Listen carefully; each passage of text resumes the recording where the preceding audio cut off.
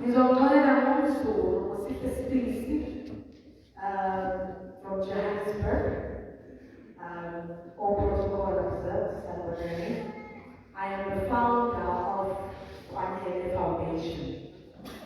And I always say to people, my pain has become the gain of many people.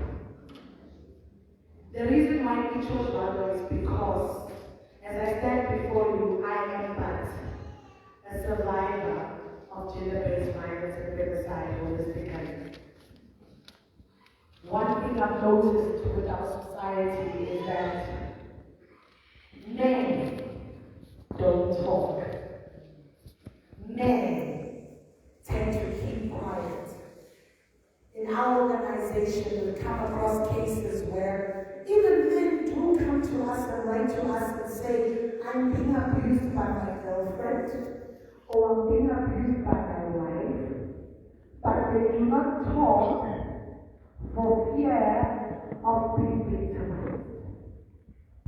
But let me share with you my testimony just a little bit. I am born Sihle Sibisi, meaning I'm a Zulu girl 100%. My mother akela kereke. Hakela kereke, no kabila ditose la tsabo. La dismari kereke la tsabo fire, fire. The kete say how rapela mo rutu wa. What can you say back? So the kereke really adi khawte. And the rutu wa te rutu kai rutu Zambia.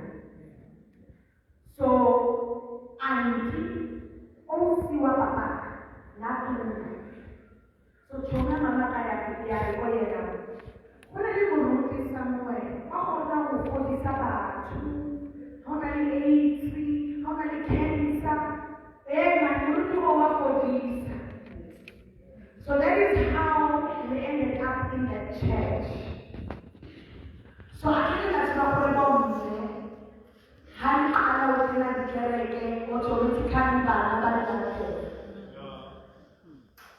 so Sihle Sibisi, I'm very beautiful, yeah. Now, picture me when I was 16 years old. Picture how hot I was when I was 16. Oh, baby, you baby, my shade. You baby. You baby, you take it at 16. Baby, you will be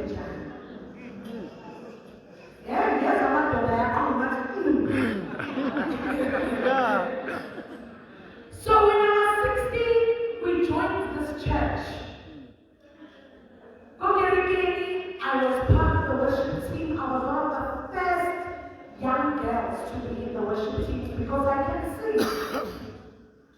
Okay, Mama was given a position. So I didn't know men because we like having tall. I don't know how time to see tall. But men, for some reason, how big that routine you think you are in heaven? But men, for some reason, you feel holy. It's a status thing for you to be close to a man of God. So, that people who do it, Peter prophets, you prophet. Our prophesy who do about people Zambia. About sick. I want to see it. He can't say sick. God says you are chosen. You need to come and stay at the mission house.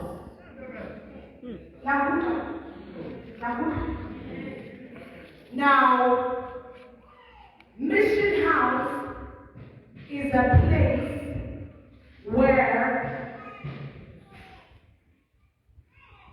mission house is a place where the men of God kept young girls. So go mission house, Nerina Mole, Ribanyana Pena.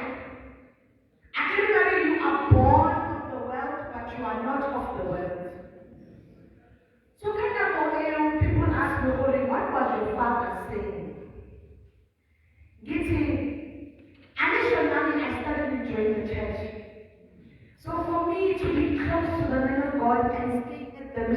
house was a privilege. It was an honor. So when my father was fighting me, saying, "Sihle, you need to come back," I would say, "No, but I'm fine. Get right." Guess what?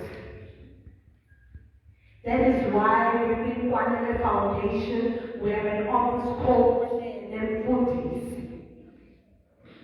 Because from the age of 16, I was victimized, violated, abused holistically by the church, by the pastor, by the entire religious sector. So let's not sugarcoat and make holy abuse. Abuse are yay! Abuse are the West.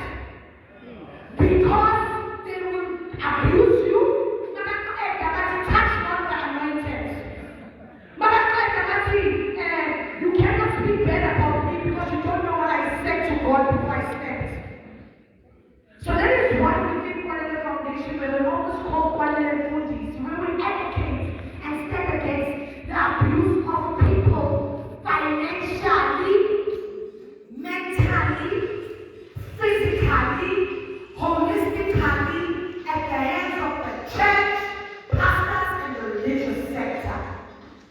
We are not against pastors, we are not against churches, but we acknowledge the fact that behind the title pastor or Katemuruti is a man. It is not a pulpit and he's not wearing his pastoral robe, he's a man. And that is why we offer rehabilitation. Life went on, I stayed in the church, girls were there. For you to qualify to stay in the mission house, each and every young girl had to go for an HIV test. And the reason why, at that time, we were told that girls needed HIV tests because I didn't that they would kill profit. And if I said that they would power for this, right? So that no, yes, you are chosen to hold on to that mission house, but you must go for an HIV test. So that if positive, that people would without a pedal at all. If negative, glory to God. Maka, that people would not share a stop or hurricane, and master. So they do. Sometimes you go on the stage, you don't be in or sometimes you turn up naked. You don't know how, you don't know why. Now, every time I spoke, nobody believed me. Every time I spoke, nobody believed me. I went to my mother, said, "Mama, mission house, I went. Such and such is happening." I go to the church leaders, "No, my mission house, such and such is happening. These are the things we are seeing." You know what happens? The very people you tell are the very people that go back to listen to these to say, "Who's this? Who can I get a song? Who thinks this is happening within the mission house?" So what do you think happens? I was a victim of deliverance every Wednesday or Sunday. Because that already, it's not her speaking, it's the demon in her. Yeah, pastors like that one, married. I see everyone giving money. They are trying to cover up the shame that they are doing. So nobody believed me when I spoke about it. So you can imagine. You can imagine. I am going through this phase where I'm in a church. But the church now, they teach you how to master the act of pretense.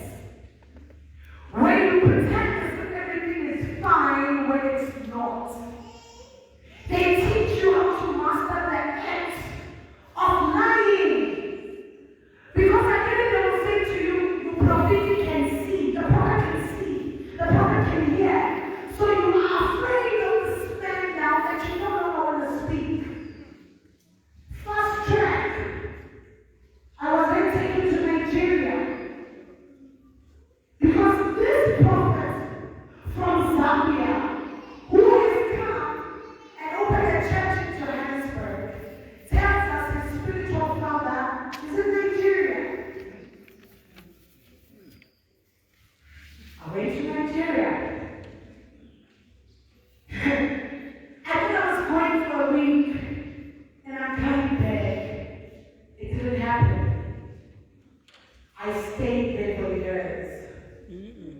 That is why I say from the age of 16, 10 years of my life, I was under these pastors.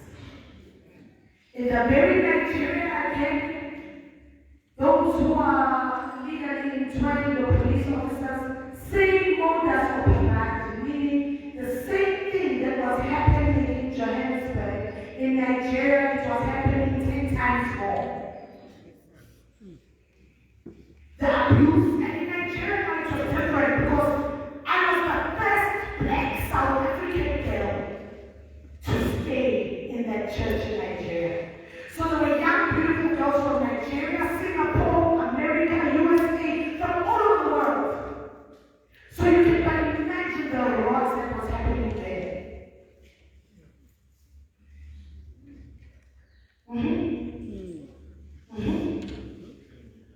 I came back to South Africa when my father passed on. So I was robbed of time with my biological father. And when I came back to South Africa, my father passed on in 2007. And when I came back to South Africa, I said, I'm not going back there. I'm not going back there. I lied to my mother. I said, yeah, well, they said I must be in the church, because the church had a branch in Cape Town. I said, no, they said I must be in the church branch in Cape Town. So my mom and my sisters thought, okay, she's in the church branch in Cape Town. Because if I tell her that, then she loves me. If I say to her, yes, I'm still in the church, she loves me. But at that time, I was not in the church in Cape Town. I completely rebelled. And I said, no, I'm not going back. And I went to stay with my boyfriend. I said, I'm not going back there. So every time my mom would call, I had to speak. I already knew the language. You know that Christianity language? I'd be like, glory to God. Emmanuel, yes, mommy. You know how to speak it. So I am like a child. In order to be loved by my biological mother, I had to speak the language and be part of the church. So, when we speak about gender-based violence and femicide, I challenge the government officials that are here. You need to go into the churches. Go inside these local churches and ask people in these local churches what they are experiencing or what they've experienced. It is not normal that you are going broke, but the pastor is getting rich. Because you are giving so much of your money to the pastor and you hope you have no money. That also is abuse. It's financial abuse. Fast track the story. I stand here today. I'm a single mother because I was married. I did get married. I got married, my husband passed on in 2016. I've got 2 kids. My son is 11, my daughter is 7. But fast track to today. My father passed on, I told you, right? Yeah, he passed on. And I remember my father passed on. This pastor from Nigeria brought about 50 of these Nigerians to come and bury my father. Because we were all still employed to try and keep the family within the church. But today I stand before you. My mother is alive, yes? But she wants absolutely nothing to do with me and my children. Why? Because she's still part of the church. So the church says, if you leave the church, those who are still in the church, they must turn their backs on you. Because you are demonic, and if they associate themselves with you, it means you are going to impose this demonic spirit on them. These are the teachings that are going around, and I'm sure some of you sitting here can relate. When they say, when somebody leaves the church, we need to cut them off. We ostracize them. They no longer be friends with us. And I always say to people, I don't speak like this because I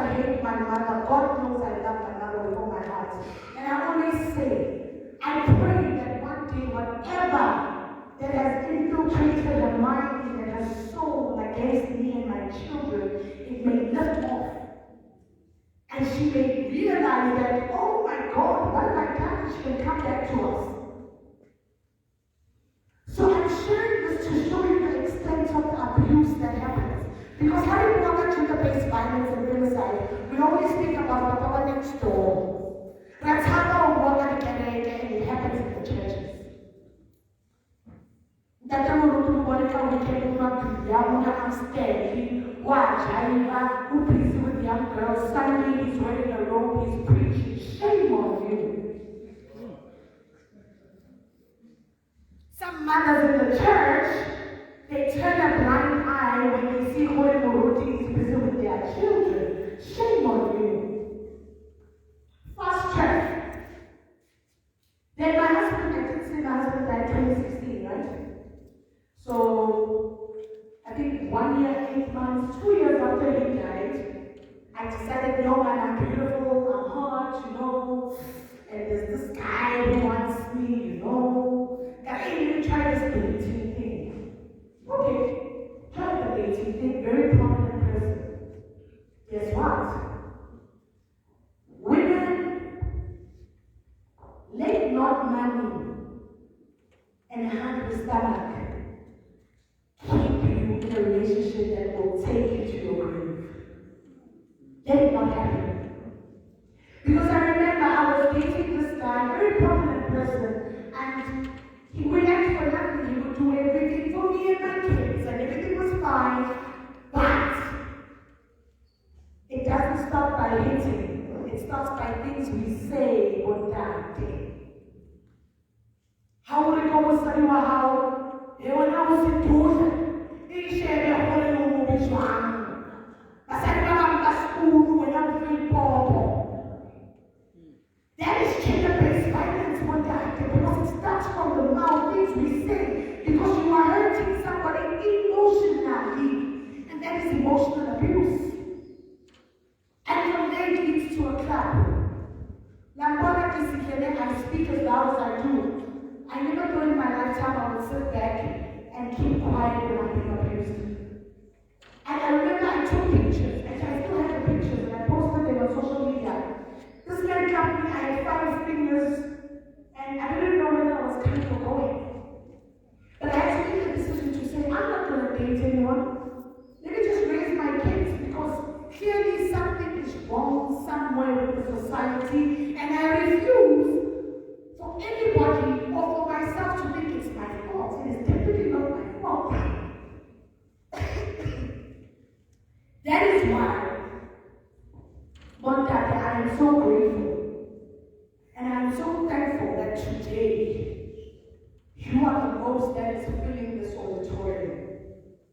Because what you need to take from my story is this. Number one, watch what you say. Because the things you say with your mouth to your wives, to your girlfriends, to your children, the painful things you say, you can't take them back. And those things hurt, they create a wound. Number two, what that? Watch what you do with your hands. When God gave you these hands, it was for you to build a home.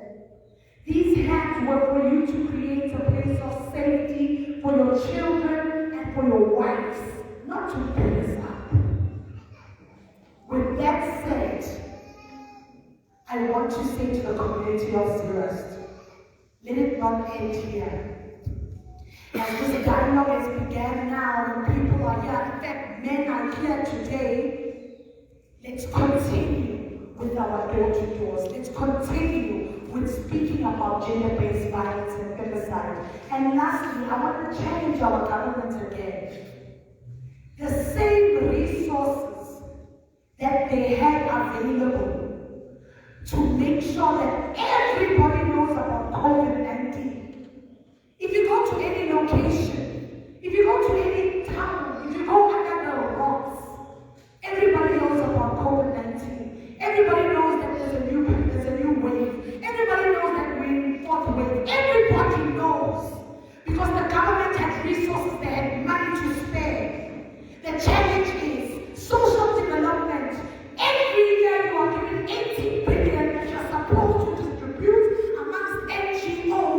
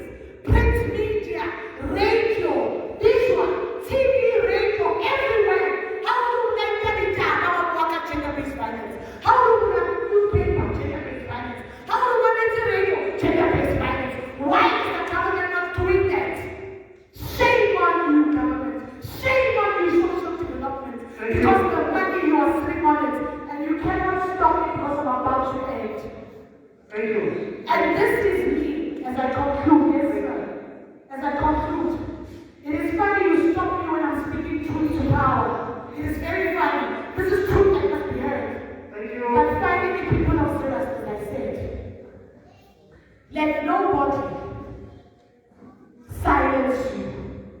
Let nobody silence you. Your voice is valid. Your truth is valid. And let nobody scare you. You are bigger than what people have made you become. I thank you.